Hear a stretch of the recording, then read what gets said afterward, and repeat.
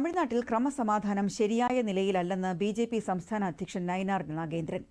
Police മുഖ്യമന്ത്രിയുടെ നിയന്ത്രണത്തിലല്ലെന്നും മറ്റാരോ ആണ് അവരെ നിയന്ത്രിക്കുന്നതെന്നും അദ്ദേഹം മാധ്യമങ്ങളോട് പറഞ്ഞു. പോലീസിന്റെ ഭാഗത്തുനിന്ന് നിരവധി കുറ്റകൃത്യങ്ങൾ ഉണ്ടാകുന്നുവെന്നും നയിനാർ നാഗേന്ദ്രൻ ആരോപിച്ചു.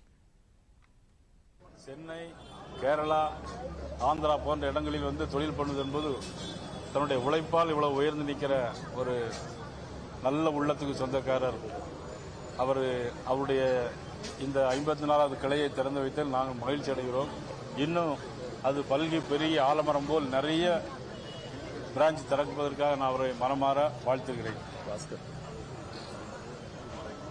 இந்த நிகழ்ச்சியில் எங்களுடைய மாவட்ட தலைவர் பாஸ்கர், பிரசாத், ரங்கன் மற்றும் அனைத்து நிர்வாகிகளும் இந்த நிகழ்ச்சியில் கலந்து கொண்டிருக்கிறார்கள்.